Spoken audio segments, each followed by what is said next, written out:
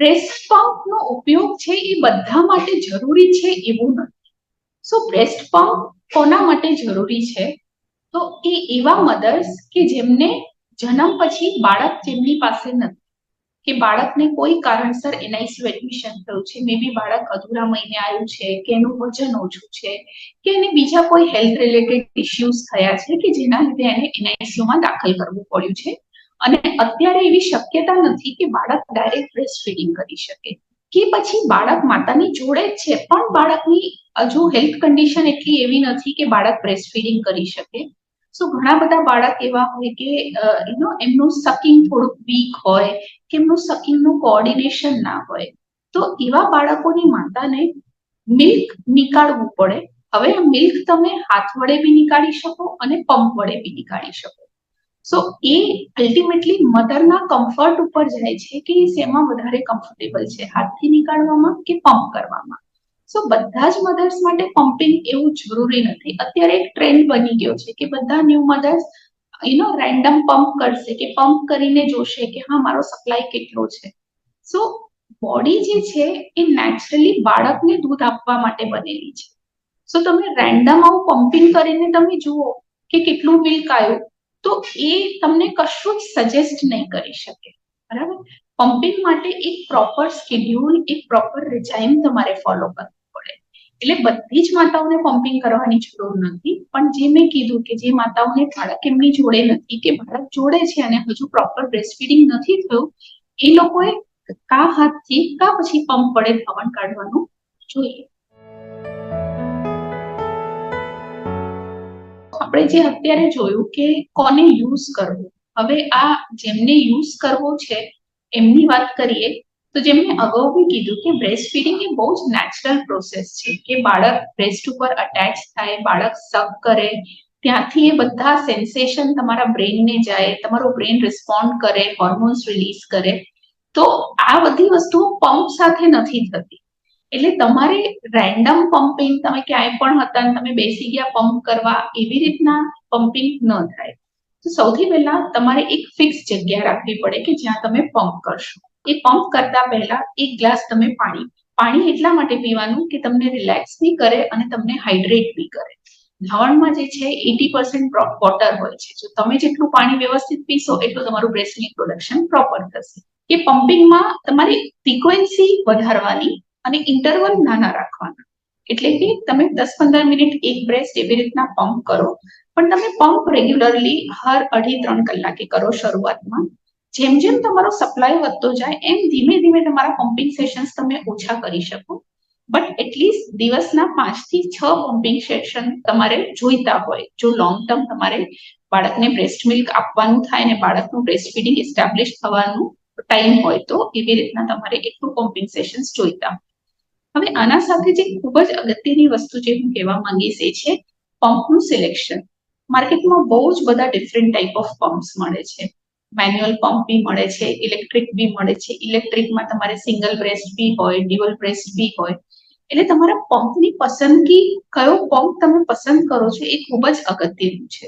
ઘણી જગ્યાએ મેં જોયું છે કે સિરિંજને કાપીને એને પણ આપતા હોય છે શરૂઆતના તબક્કામાં માતાને બ્રેસ્ટમાંથી મિલ્ક નીકાળવા માટે. હવે આ જે પ્રોસેસ છે ને એ બહુ જ પેઇનફુલ હોય છે અને મેં જોયું છે કે ઘણા બધા મધર્સને એના લીધે થોડીક સ્કિન ઇન્જરી બી થતી હોય છે. સો એક એવી રિક્વેસ્ટ રહેશે મારા તરફથી કે તમે સિરિંજનો ઉપયોગ ના કરો બ્રેસ્ટ મિલ્ક એક્સપ્રેસ કરવા માટે. એનાથી ઇન્જરી થવાના ચાન્સીસ બહુ વધારે વધી જતા હોય છે. સો જ્યારે તમે પંપનું સિલેક્શન કરો તો મેન્યુઅલ કે ઇલેક્ટ્રિક. સો મેન્યુઅલ પંપ ક્યારે કામ કરે? જ્યારે તમારું બ્રેસ્ટ ફીડિંગ એસ્ટાબ્લિશ થઈ ચૂક્યું છે, બાળક સરસ ધાવણ લઈ રહ્યું છે અને તમારે કોઈ કારણસર 2-3 કલાક માટે બહાર જવાનું થયું છે. આ ટાઈમે જો તમારે એક્સપ્રેસ કરવાની જરૂર પડે તો મેન્યુઅલ પંપ તમને હેલ્પ કરશે.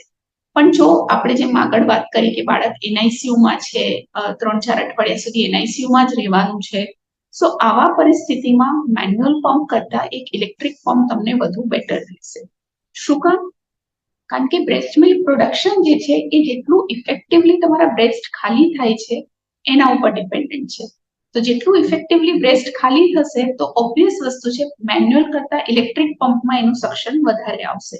અને આ જ કારણથી ઇલેક્ટ્રિક પંપમાં પણ જેની મોટર કેપેસિટી વધુ સારી છે એ પંપ એવા મધર્સને કે જેમના બચ્ચા એનઆઈસીયુમાં છે, પ્રીટર્મ છે, કે જેમને લોંગ ટર્મ સુધી હજુ 2-3 અઠવાડિયા સુધી બ્રેસ્ટ ફીડિંગ એસ્ટાબ્લિશ નથી થઈ શકવાનું, તો એમના માટે ખૂબ જ જરૂરી છે ઇલેક્ટ્રિક પંપ. તો જ્યારે આપણે પમ્પિંગ કરીએ છીએ તો સૌપ્રથમ તો તમારે એ બોડીને એવા સ્ટેટમાં લાવવું પડે. તમે એક જગ્યાએ બેસો, પછી તમે બાળક વિશે સારું વિચારો, તમે થોડુંક બ્રેસ્ટ મસાજ કરો, એના પછી તમે પમ્પિંગ શરૂ કરો. જ્યારે તમે પમ્પિંગ કરો છો તો at least 10-15 minutes of pumping on each breast, અને એના પછી જે છે એ દર 2.5-3 કલાકે પંપ કરવાનું. જેમ જેમ તમારો સપ્લાય વધતો જાય એમ તમે એકાદ પમ્પિંગ સેશન સ્કીપ કરી શકો, બટ એટલીસ્ટ દિવસમાં 24 અવર્સમાં 5 to 6 પમ્પિંગ સેશન્સ થવા જોઈએ. મોડી રાત્રે 12 વાગ્યાનું એક પંપ જરૂરી છે અને સવારે 6 વાગ્યાનું. શું કામ આ બે વસ્તુ જરૂરી છે? બીકોઝ આ બે ટાઈમમાં સૌથી મેક્સિમમ જે બ્રેસ્ટ મિલ્ક મેકિંગ હોર્મોન છે, જે નેચરલી બોડી રિલીઝ કરે છે, એ સૌથી વધારે આ ટાઈમમાં રિલીઝ થાય છે. તો આ ટાઈમમાં જો પમ્પિંગ કરવામાં આવે તો એ ખૂબ માતા માટે, મતલબ મિલ્ક આઉટપુટ માટે ખૂબ સારું રહે છે, કે મિલ્ક આઉટપુટ સરસ મળે છે. આ વસ્તુ એવી રીતની છે કે જો તમે બ્રેસ્ટ ફીડિંગ જ કરાવી રહ્યા છો, ડાયરેક્ટ બ્રેસ્ટ ફીડિંગ કરાવી રહ્યા છો, તો બાળક તો દુનિયાનું સર્વશ્રેષ્ઠ પંપ છે, તો પછી તમારે એડ ઓન પમ્પિંગ કરવાની જરૂર નથી. નહીં તો શું થશે, તમે જેટલું એક્સ્ટ્રા પમ્પિંગ કરશો એટલું તમારું મિલ્ક પ્રોડક્શન ઓર વધતું જશે, બીકોઝ ડિમાન્ડ અને સપ્લાયથી આપણે કામ કરે છે બોડી આપણું. તો જો એક્સક્લુઝિવ બ્રેસ્ટ ફીડિંગ બધી રીતના પ્રોપર થઈ રહ્યું છે તો તમારે એક્સ્ટ્રા પંપ કરવાની જરૂર નથી. પણ જો તમારે એક્સક્લુઝિવ બ્રેસ્ટ ફીડિંગ ઓર બ્રેસ્ટ ફીડિંગ પોસિબલ નથી થઈ રહ્યું, તો પછી જેમ મેં વાત કરી એમ મિનિમમ 5 to 6 ટાઈમ્સ થી મેક્સિમમ 8 to 10 ટાઈમ્સ તમારે પમ્પિંગ કરવું જોઈએ. ઘણા બધા મધર્સને ખબર જ નથી હોતી કે આનું નીકાળેલા ધાવણનું પછી કરવું શું. તો જ્યારે તમે બ્રેસ્ટ મિલ્ક એક્સપ્રેસ કરો છો, સો આ જે હું ગાઈડલાઇન્સ આપીશ એ બધી જે હેલ્ધી ફૂલ ટર્મ બેબીઝ છે એમના માટેની ગાઈડલાઇન્સ છે. જે બાળકો સિક છે, પ્રીટર્મ છે, એનઆઈસીયુમાં છે, એ લોકોની ગાઈડલાઇન્સ આખી ડિફરન્ટ હોય, રાઈટ? સો જ્યારે તમે મિલ્ક એક્સપ્રેસ કરો છો તો એક્સપ્રેસ બ્રેસ્ટ મિલ્ક જે છે એ તમારે સ્ટોર કરવાનું છે. એમાં સૌપ્રથમ તો એમાં કે સ્ટોર માટે સૌથી પહેલો પ્રેફરન્સ છે ગ્લાસ બોટલ, બીજું છે બીપીએ ફ્રી પ્લાસ્ટિક, અને ત્રીજું છે સ્ટીલ. બોટલથી મારો મતલબ હતો કન્ટેનર, કોઈ બી કન્ટેનર જેમાં એરટાઇટ લીડ છે.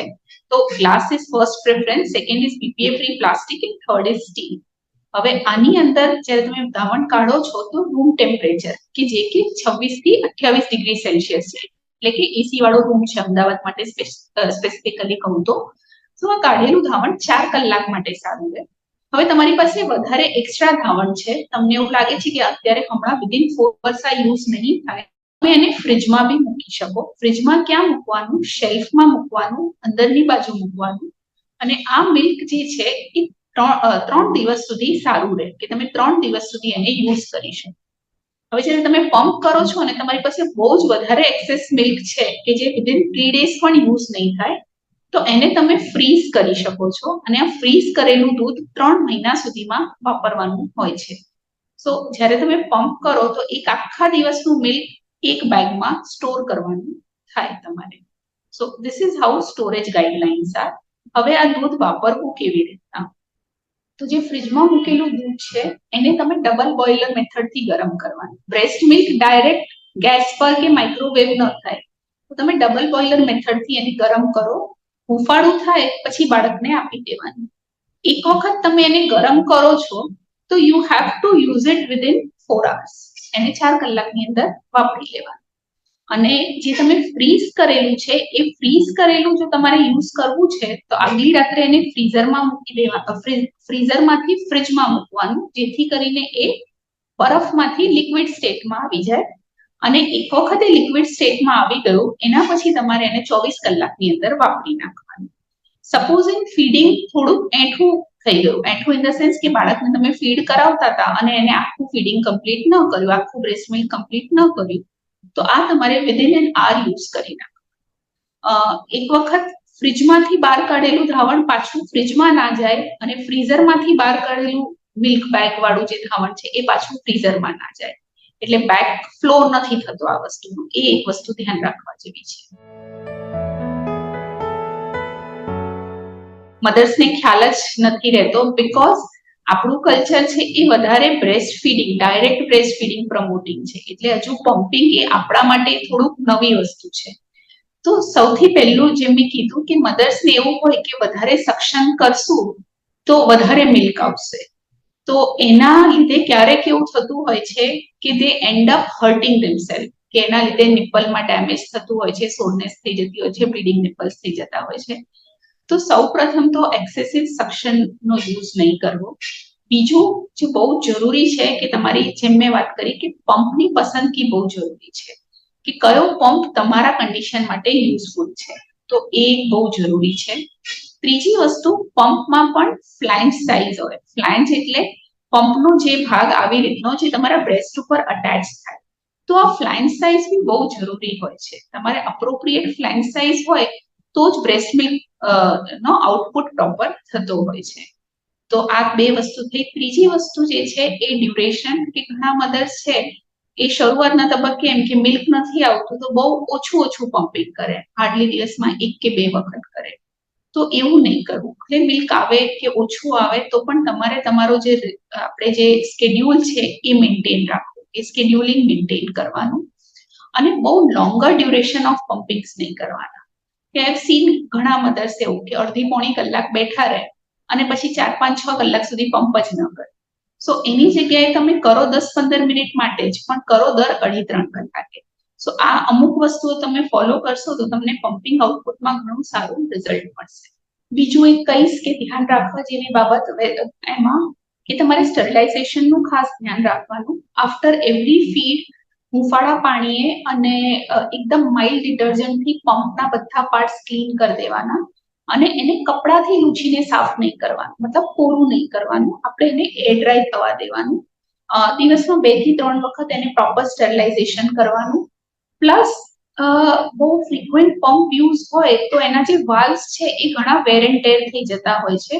તો એને રેગ્યુલરલી તમારે ચેક કરીને એમાં જે પણ તમારે ચેન્જીસ હોય, નવો લાવવાનો છે, એ રેગ્યુલર બેઝિસ પર તમારે જોવું પડે.